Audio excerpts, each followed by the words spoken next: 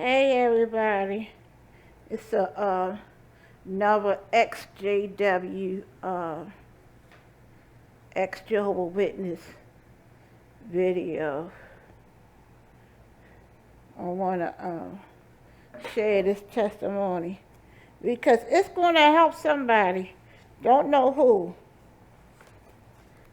but this is somebody gave me this years ago. It's the how the Jehovah Witness organization is built. And this is the, it says modern day theocratic organization of Jehovah's Christian Witnesses.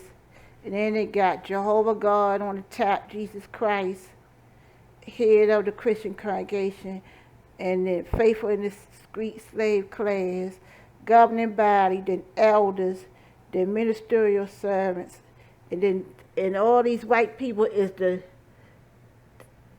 governing body. That this the old format of the organization. And on top of it, it says, is this really God's visible modern theocratic organization? And it got a picture of Ray France. Ray France got this fellowship. They got in the, that's him right here. Ray France died. Yeah. Anyway. Yeah, they gave me this. Somebody gave me a booklet, information about Jehovah's Witnesses, about how they lied in the courtroom, and about how racist they are against blacks, about the Negro. Zions, it's an old watchtower, was the faithful and wise servant.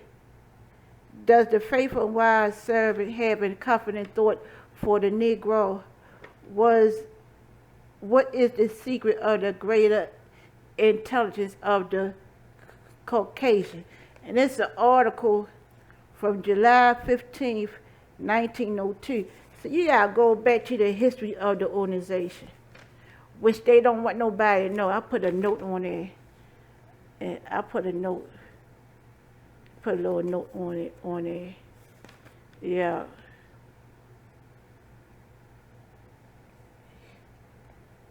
Of what they believe. That they don't want that's not on the jw.org website. Yeah.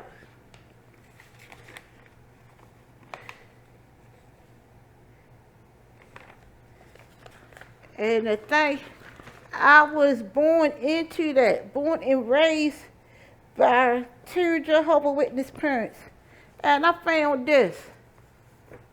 This is a CPS worker's notes of my mother, everything that she wrote that my mother told her. I'm going to read it to you. These are notes back in 1998, August 20th, dated August 20th, 1998. And these are the notes that this worker wrote. And then you see what kind of mindset,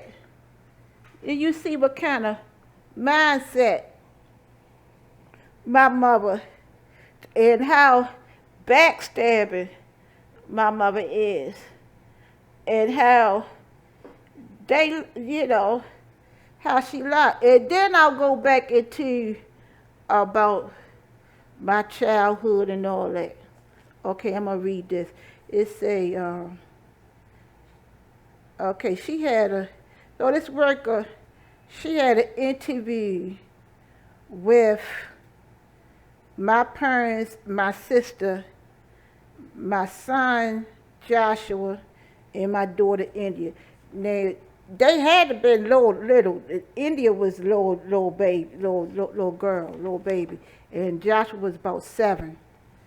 Okay, so Okay, Joshua, India were very playful, because these are notes. They were not very talkative to this worker. Both children appeared comfortable with their living arrangement. Okay, this is when they were staying with my parents. Mrs. Sweeney, that's my mother, is very angry with her daughter, talking about me, for putting them in this position. I'll talk about that later. She wants her daughter to get her life together and take her children back. Mrs. Sweeney is quite overwhelmed at this point because she also has an elderly sick mother at this time. That's my grandmother. Joshua does have some behavior problems that doesn't help the situation at all. The burn that India has on her foot, Joshua admitted, causing the injury. Mr. and Mrs. Sweeney should be referred to kinship care. Oh, her handwriting is so wild. See that? The worker's handwriting. Okay, this is the worker's handwriting. It's hard to read. Kinship care giver support group. I don't know what that is. I'm making it out. Okay. Mr. and Mrs. Sweeney did apply for public assistance. Joshua is receiving SSI benefits. Therefore, he will continue. They are eligible for India for public assistance. The Sweeneys are interested in RFC. I don't know what that is. They completed the forms on August 20th, 1998. I forwarded the form as August 21st, 1990. Oh, that was my birthday, August 21st. Josh, and at the time, I was 28 years old when this happened. Joshua can be physical violent at times. The school has recommended that the Sweeneys learn physical restraint methods to use with Joshua. The Sweeneys are requesting that visitation be set up by kinship care worker because of their daughter's unpredictable behavior. Okay. Joshua was taken to Johns Hopkins on Saturday, August 23rd, 1998. Okay, so this is another date. Okay. This is another date, August the 24th. 1998. And I can't make it out. So she had another interview with my mother. She had another interview. Okay, Josh was taken to Johns Hopkins on Saturday, August 23rd, 1990, because of his violent behavior. He threatened to kill his grandmother and picked up weapons to harm her with Joshua attempted to hit India in the face with the car door and stated that she always get hit in the head. Joshua was admitted to Shepherd Pratt.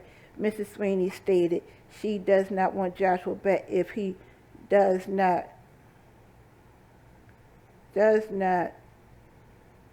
have some type of medication. Flex funds requests submitted for car seat and other safety items. Okay, then it gets down to September the 1st, 1998. She had another interview with my mother, not my father. He and his wife have discussed the problems with the children and they request both to be removed. Okay. Now fast forward, this is 2000. I don't know what the date, because it's a stamp over top of the date. See? Stamp. Now this is where it get real juicy. Crystal was not, now this is, she had another interview with my grandmother. Crystal was not bad until she was 18. Did have social problems as a child, poor peer interaction, facial tremors at 7-year-old, one grand mal seizure, on meds Tegretol, phenobarbital for 8 years. Bright did well in school, little self-confidence, peers picked on her.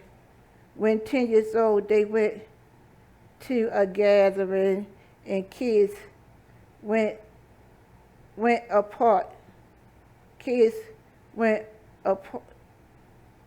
apart with kids. There was sexual play with a 12-year-old girl. Never penetrated.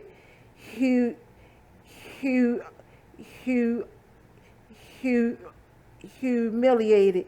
She took no responsibility, not a complete victim, and told her when it occurred. Had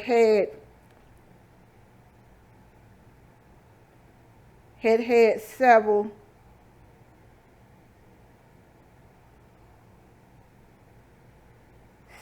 prior similar incidents. Did nothing about it. So Crystal is angry with her about it. Mom, always found something else to blame and went in like Rambo. Okay, so this is what my mom is reporting to the worker. Okay. All this is what she's reporting. And I'll talk about that later. After 18, claimed several rapes. First one, Crystal was obsessed with,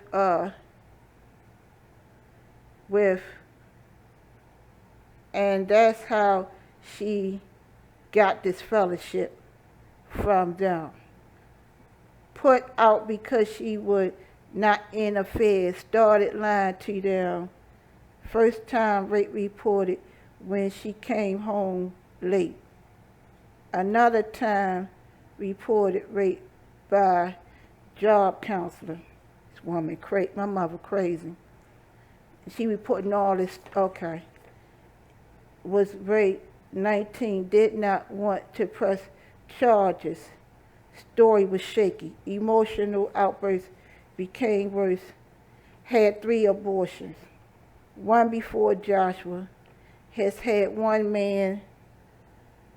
Another stayed with them. Has a baby. Calls sometimes when she needs and wants to go to Keno Hall with them.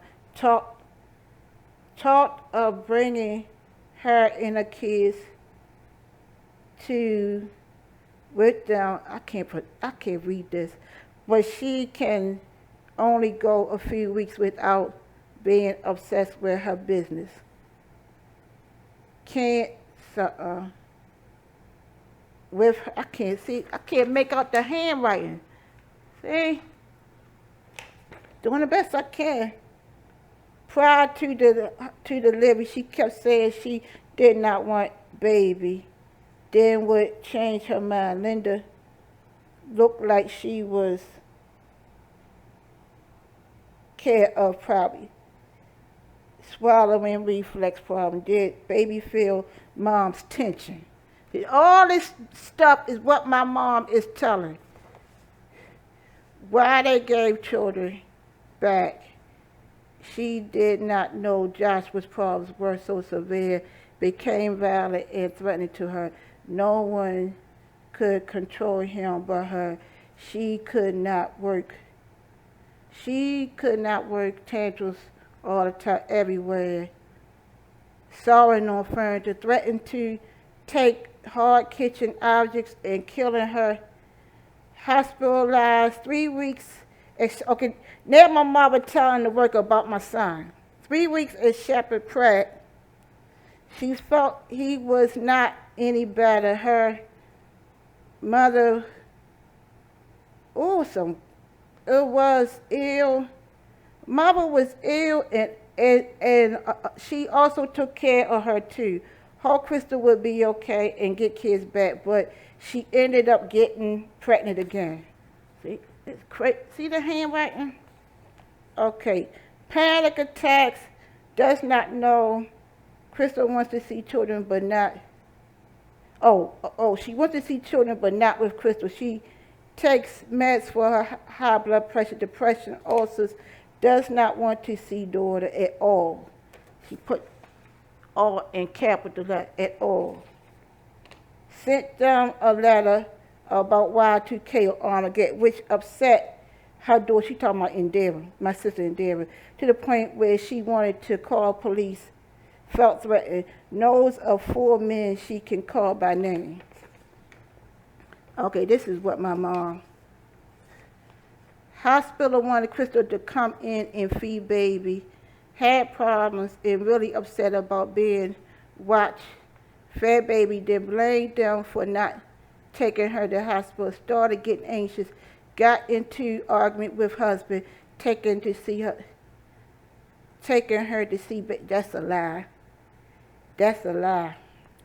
Used profanity, then called social worker to put baby in foster care. Hospital called to cancel as knew she was anxious. She called husband and care. Mother got upset. Emotions unstable.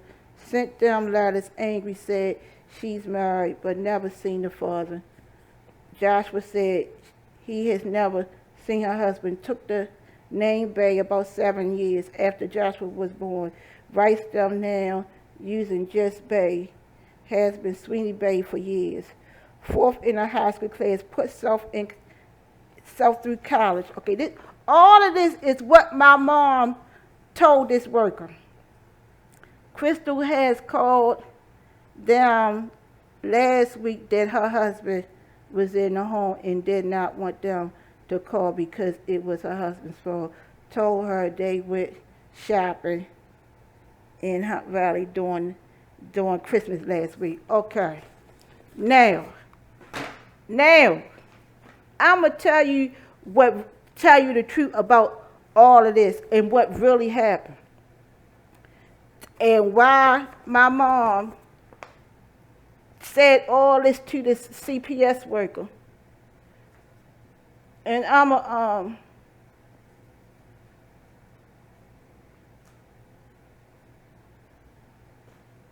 going to start from the beginning. She mixing up a whole lot of she mixing up a whole lot of false. She mixing a whole lot of false information, and she putting my children in the middle of it. All of it because, bottom line, I was dating. I was actually dating and seeing somebody that wasn't a Jehovah Witness. Man ain't never raped me. The man ain't. Daniel didn't never rape me. As a matter of fact, he even came to the house and he actually talked to my father. He actually talked to my father, and my father told him that if I kept sneaking out the house to see him, or kept leaving out to see this so-called worldly, this so-called man that wasn't a Jehovah's Witness, that I was going to lose everything. And mind you, I didn't even have sex. I didn't even have sex with the man for a whole year. We ain't had sex. Me and him ain't had sex for a whole year. And I didn't have sex with didn't do nothing with him till him and his mom came up to my uncle James' house. When he came up to my uncle James' house, me and him, his mother was talking to me, and I was all upset, and I was all upset, and he had told his mother to leave my uncle's house while he talked to me, and that's when me and him he had me and him had did something for the first time, and even with that, we ain't go all the way through. We ain't go all the way through because I was still a virgin. I was still a virgin. Then after he left, I had told my uncle, I told my aunt Linda what happened, and I told my uncle James, and I told my aunt Cynthia what happened, and they had put me out the house. But I still was a virgin, because me and him, we tried to do it, but I couldn't go all the way through. Me and him couldn't go all the way through with it. So that's what happened. It wasn't no rape. I didn't get a rape by that first by him. They just mad. My mother was just angry and mad and upset because I was a regular pioneer at the time, and I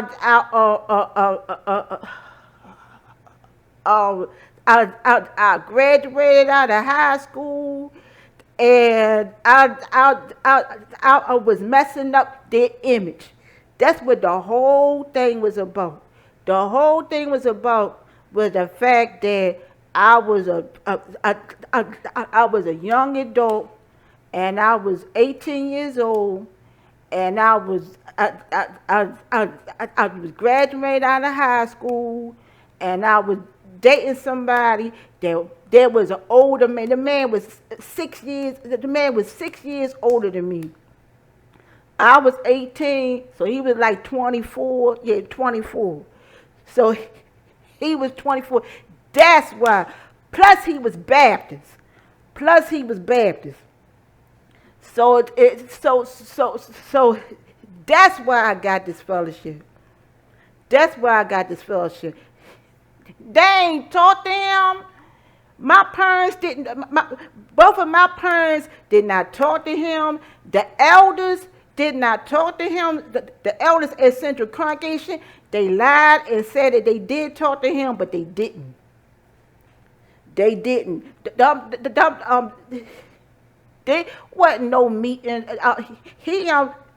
Plus another thing that pissed her off was that he was right in.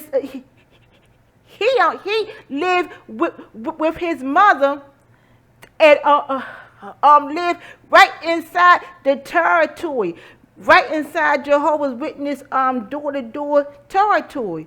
So you know, I must have been bold. I really didn't care, because I kept going to his house, and it was right inside the Jehovah's Witness territory, right near our neighborhood. So that's lie number one. Lie number two, about the first time I got raped. I got out of, I was in Job Corps. My mom, okay, after all that happened with Daniel, and I got this fellowship, right? And it was three elders. It was three elders questioning me, asking me all kind of questions about what happened. And they asked me did I have an orgasm, asked me how did I respond, asked me all kind of stuff that I didn't know nothing. I didn't know nothing about. I didn't know nothing about because I didn't experience. I never experienced nothing like that before. So, so I just went along with it. I said, yeah, I just went along because they kept grip. They kept interrogating me, and it was three of them. And mind you, I ain't had no backup. I ain't had um um um no witnesses. But they got that 2 witness rule, but I didn't have no witnesses. So after all that, I got put out, I went to Job Corps. Mom went to Job Corps because I was homeless. I was put out on the street homeless at 18. So then my mom followed me there. My mom not going to put that in here. Tell the worker that part. See, that part, she got selective memory when it comes to telling the whole truth. So I got put out, and then I went to the Job Corps because Daniel's mom said, well, they got room and board and stuff, and she seen the advertisement on the bus. So I went in the Job Corps because I was homeless. So that took an adjustment, losing everything, being in a cult, being raised by parents being raised in an abusive environment at that, and then being in a cult, and then jumping from that. There wasn't no college environment, wasn't no dorm or nothing like, like a college dorm or nothing like that. This was Job Corps. So that's like me going backwards. Being with 16-year-olds and from 16 to 21-year-olds. Okay? So anyway, she followed me there to Woodland Job Corps that was in Laurel, Maryland. Okay, so I'm coming back home for visits on the weekend. Big mistake. They cut me off. I should have cut them off. But she ain't put that in there. Okay, warning. This is after I graduated out of high school. So what happened was I went on a job. I went on a job interview, and the guy, the interview, the ad in the paper was different from what the information when I went on the interview. The interview was downtown. It was downtown Baltimore, across from Lexington Market. So, if I remember right, he was saying the guy, it was an African guy. The guy said he would sign me up for some kind of training school program across the street, and then said that I needed my parents. I needed my to get financial aid. I needed my parents' tax information or something back then. And I said I had no way of I didn't have no way of getting that information because my parents because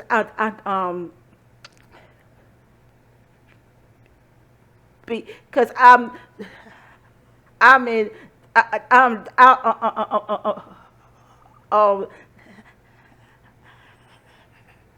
not, I'm staying with my parents, but it's like I'm displaced. That's how I was putting it to them.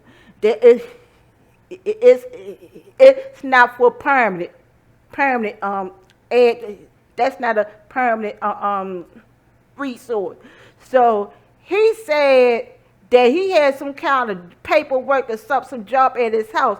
And me and my dumb self, back then, I'm 18. I 18, I'm 18, 19 years old. Back then, the way I was raised and the way my parents did not raise me to like prepare me for situations like that, to not put myself in dangerous situations or nothing like that. They just, I was gullible. So I said, okay. I told him, okay. So we went all the way across from east side all the way west side.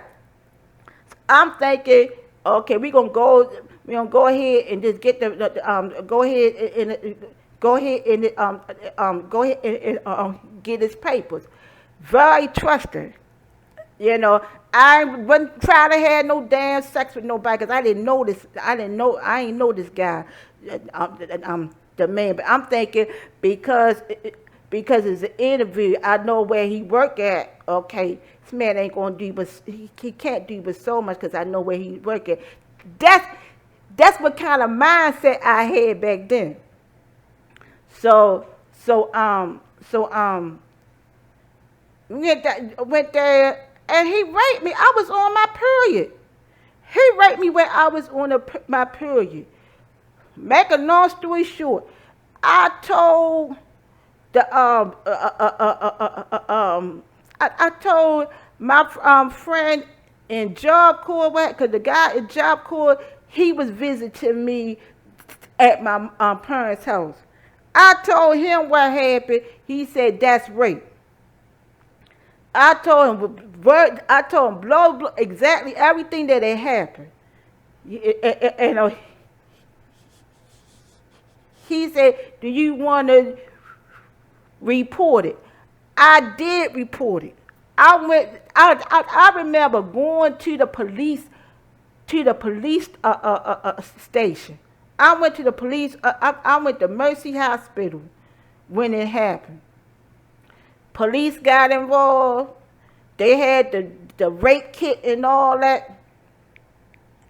I went through all that. That's in my, matter of fact, it's in my medical records.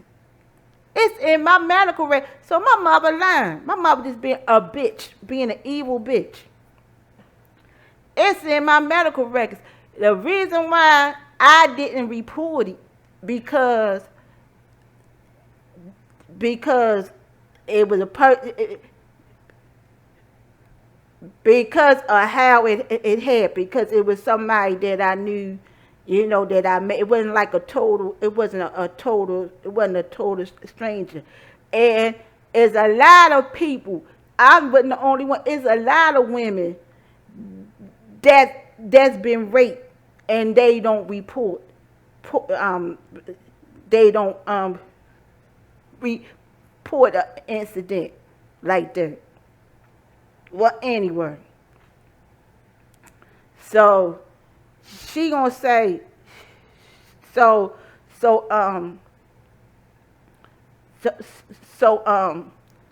anyway,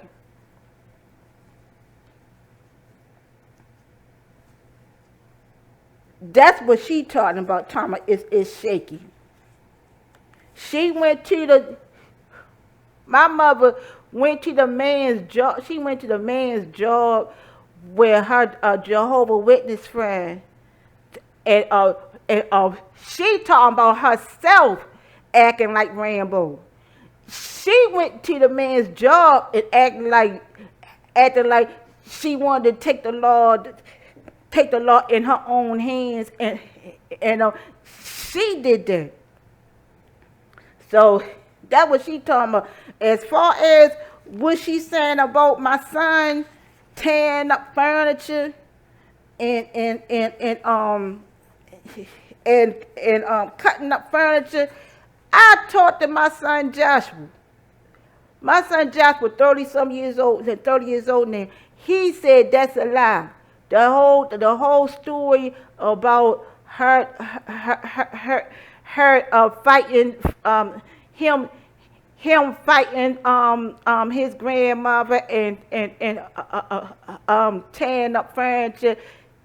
That didn't happen like that.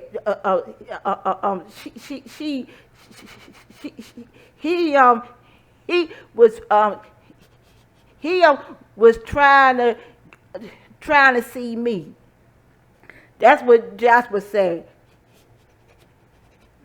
He was trying to see how I was doing, and was trying to see me. My mother told him at 7 years old that it was his fault what happened.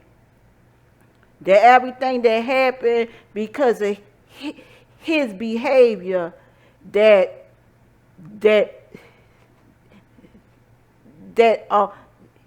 my mother said that he wasn't going to never see me again because of his behavior. That what kind of grandmother would say something like that? That's evil. Then what else she said in here? There's so many lies. It is so many lies.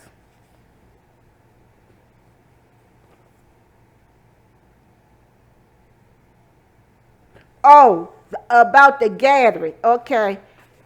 10-year-old. Okay, I'm 10-year-old. Went to kids with a gathering. There was sex play at 12-year-old. Okay, mind you. Okay. Not taking responsibility. You talking about minors. You talking about a 10-year-old minor and a 12-year-old minor. And you eliminating the part that there wasn't no adult supervision. You supposed to, if you know your child is special needs, which I was a special needs child, and you know that there's a lot of sexual abuse inside. There's a lot of there's a lot of Jehovah Witness sexual abuse going on. You know, with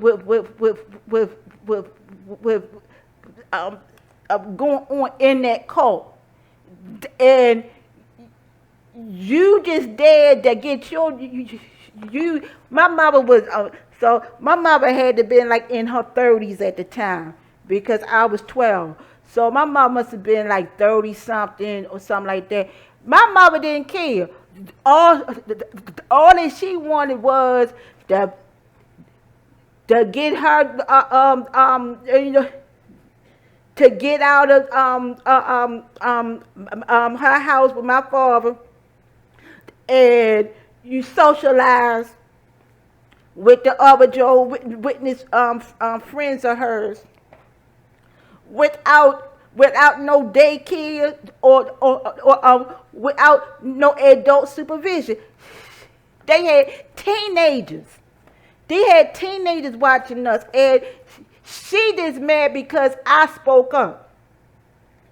I was 10 years old, talking up, speaking up against just being fondled, you know, against being bullied, you know, against being treated like that. Even though I was disabled, and I was going to now that part she said she admit the part about me having seizures. She admit that. Add that part. She admit, okay, that's proof right there that I was disabled. See, She admitted that I was on seizure medicine, that I was epileptic. See? So you, so so so so she ain't killed. She ain't killed. That kind of thing was going on between cousins. You know, sexual abuse with cousins, sexual abuse in the kingdom, people in the kingdom of her, people that she trusted to watch me, in the people that she left me, people's kids that she left me with in the kingdom, in the congregation. Yup. So, what kind of never penetrated, humiliated? That's still wrong. Don't that sound stupid? Never penetrated, humiliated. That kind of stuff happened to me. Happened to me in schools. Where schools where they did that, they would put boys on top of me like that. In schools, you know, I was being bullied in a middle school, elementary school. So by the time I turned 18, when I started getting my first job, and I started developing and all that, and start getting a little bit of independence and stuff like that, and started meeting people that wasn't meeting people outside of the cult, people outside of the Joe Witness organization cult. That's where I got this fellowship. You know, and because I got baptized at an early age, I got baptized at 14 years old. Big mistake. Big mistake. You know. See this mess when she said Crystal was not back until she was 18. Who called her a judge and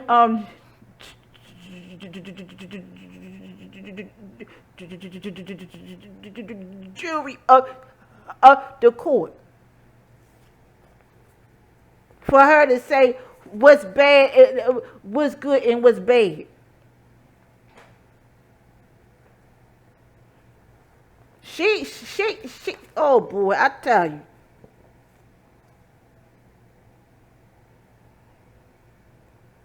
I got baptized at 14 to please them, to please my parents. And all that pressure, all that abuse, being abused. She ain't put the part about how at 15 years old, this is before any sexual abuse as a child.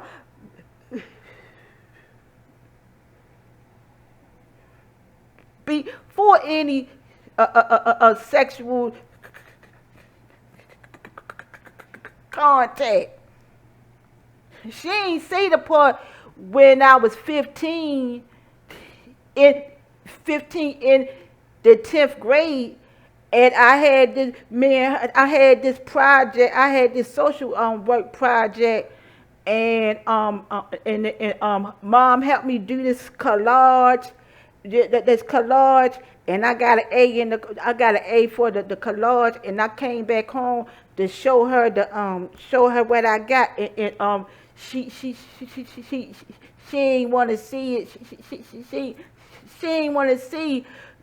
My mama now want to see when I was doing good in school.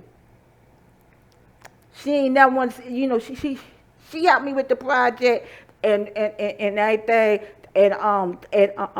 put the pictures together, and I did the research. I did all the research.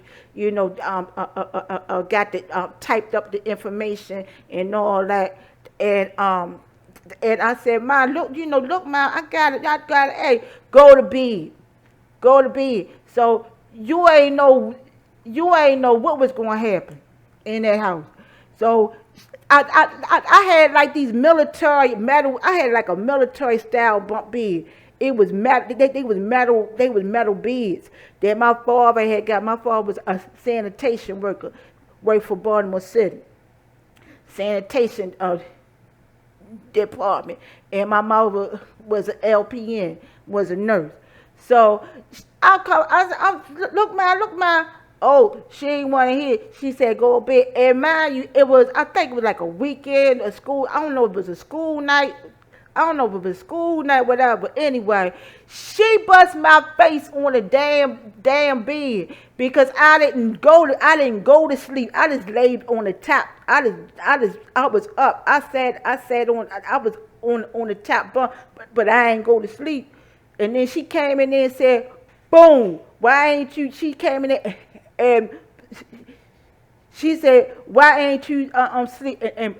And bang my chin all this part to this day. Bust my face and my chin on a bump bed. All because I wouldn't go. Didn't go to bed.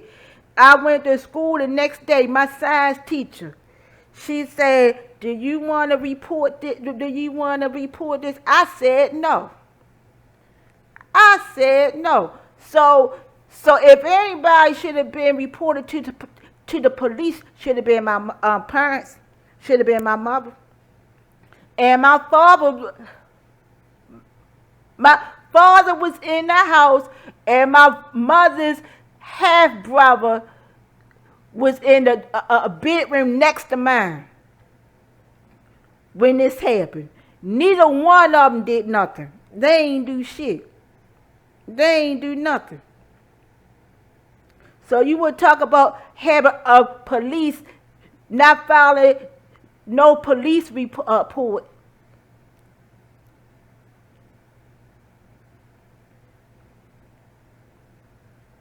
That's from years of being. See, this stuff make me want to cry. These are years of having my self-esteem beat out of me because of my mother, because of how my parents was in the house.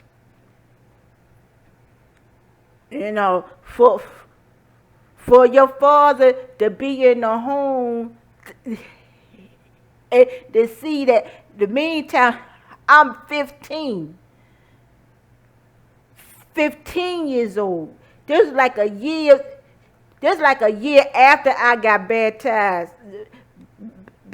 in the Jehovah Witness code. Let's keep that real. Let's keep that real. Then let's go back to her dad going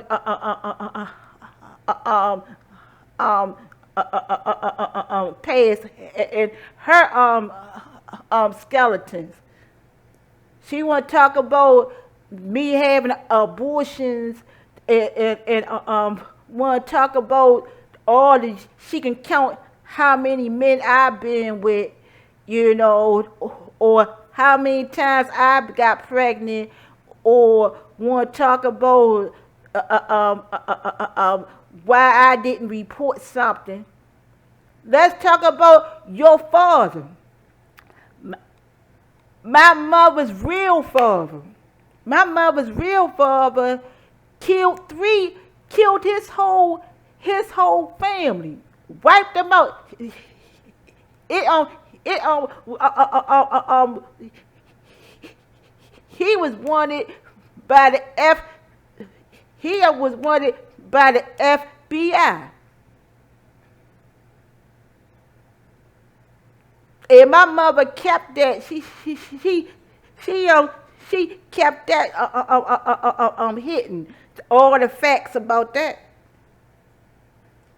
You know, all the facts about that. So he killed his whole family in West Baltimore, and my grandmother was the side chick. My mother's mother was the side chick, and my mother's real father was married to somebody else, and he killed the wife and the two. He killed the wife and his kids. But my mother don't want to talk about that. See, she don't want to talk about that. And then she want to talk about the first time I got pregnant before I had my son. You know, she don't want to talk about how I came to her first. I came to my parents. I came after she did all that coming at me with to job corps, all that. Put me through all the, went through all that stuff after I got raped coming out of when I came out of job corps and came back home to visit, because she was like, come back, you know, I'm visiting on the weekends and stuff like that.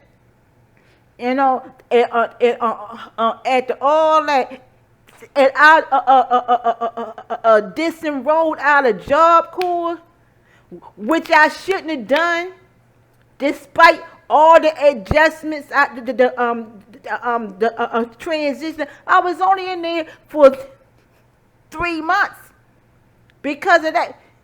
Because my mother wouldn't fucking leave me alone. She would not leave me alone. She would not stay out of my life. She would not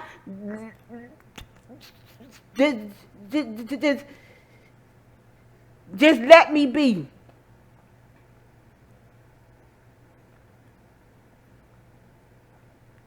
And it had a lot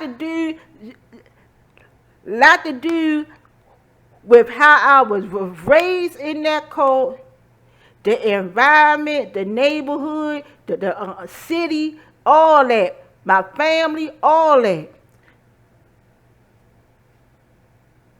But she ain't gonna tell that part when I came back home and I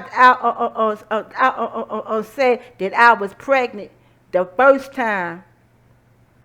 And then she said, oh, you ain't never come back. My father ain't say nothing. You ain't never come back. So my father, I was still on my father's Blue Cross Blue Shield health insurance up till I turned 21. So I used his card to get an abortion because she said, oh, I never came back home. I never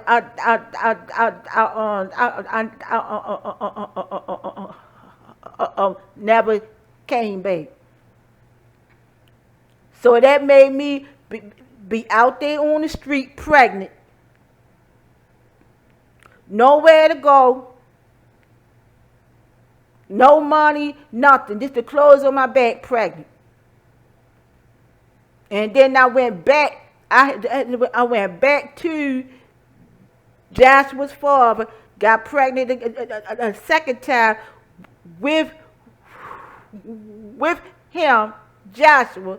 This time I went in the house of Ruth, had to go through the same shit. Mother wrote the letter wrote a contract, telling me I had to get tests for STD. I had to get all this stuff done. I showed the thing to the lady at the house of Ruth. She said, I can't believe this is your mother wrote this. I said, yup. Your mother was, mind you, wasn't my father. It wasn't both parents.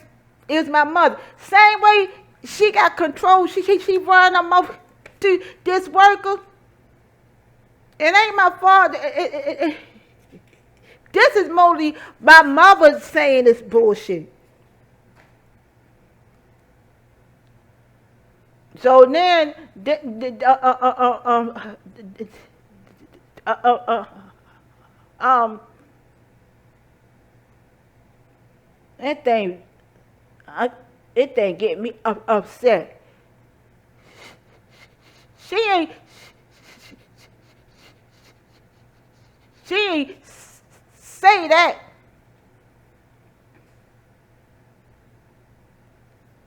I went into the house of Ruth, and they said, I can't believe it. Then I went into another shelter because the house of Ruth, they only had me in there for 3 months. They couldn't, they didn't have services like they do now. Now they got a transitional housing where you can stay up there for 2 years, a year. Like they really help you with transitional housing. But back then in 1990, they didn't have that. So I had to go to another shelter. I went to Antioch shelter, and I was applying for food stamps. I had my stuff stolen in a shelter, and I'm pregnant, and I remember using a payphone calling